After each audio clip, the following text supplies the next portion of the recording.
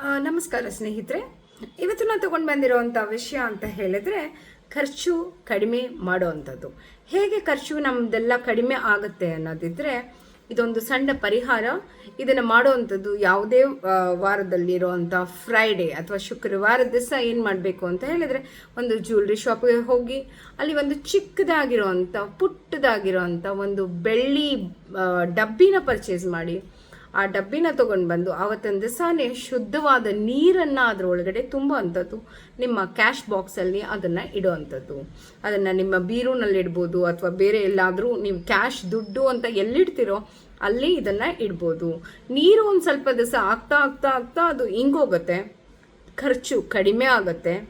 ಆಮೇಲೆ ಮತ್ತೆ ನೀವೇನು ಮಾಡಬೇಕು, ನೀರನ್ನ ತುಂಬಿಸ್ಬೇಕು, ಮತ್ತೆ ಅದೇ ಜಾಗದಲ್ಲಿ ಅದನ್ನು ಇಡ್ತಾ ಬರಬೇಕು. ಈ ಸೈಕಲ್ ಕಂಟಿನ್ಯೂ ಆಗ್ತಾನೇ ಇರಲಿ. ಇದರಿಂದ ನಿಮ್ಮ ಖರ್ಚು ಕಡಿಮೆ ಆಗಿ ನಿಮಗೆ ಸೇವಿಂಗ್ಸ್ ಕಡೆ, ಇನ್ವೆಸ್ಟ್ಮೆಂಟ್ ಕಡೆ ಹಣ ಹರಿದೋಗುತ್ತೆ ಆ ಕಡೆಗೆ. ಬಟ್ ನಿಮಗೆ ಖರ್ಚು, ಅನ್ನೆಸೆಸರಿ ಖರ್ಚು ವೆಚ್ಚಗಳು ಕಡಿಮೆ ಆಗುತ್ತೆ. ಮಹಾಲಕ್ಷ್ಮಿ ನಿಮ್ಮ ಮನೆಗೆ ಅತಿಥಿಯಾಗಿ ಬರುತ್ತಾಳೆ ಹೋಗ್ತಾಳೆ, ಆ ಥರ ಇರೋದಿಲ್ಲ. ನಿಮ್ಮ ಮನೆಯ ಸದಸ್ಯೆಯಾಗಿ ನಿಮ್ಮ ಮನೆಯಲ್ಲೇ ಉಳಿತಾಳೆ. ಈ ಕೆಲಸ ಮಾಡಿ. ಓಕೆ, ಇದರ ಪರಿಹಾರ ಇದು ವೆರಿ ಈಸಿ ರಿಚುವಲ್ ಆಲ್ಸೋ. ಇದನ್ನು ಮಾಡೋದ್ರಿಂದ ಇಷ್ಟು ಅನುಕೂಲಗಳು ನಿಮ್ಮಲ್ಲೇ ಆಗತ್ತೆ. ಇದನ್ನು ನಮಗೆ ಹೇಳಿ ತಿಳಿಸಿ ನಿಮ್ಮ ಕಮೆಂಟ್ ಮೂಲಕ. Thank you.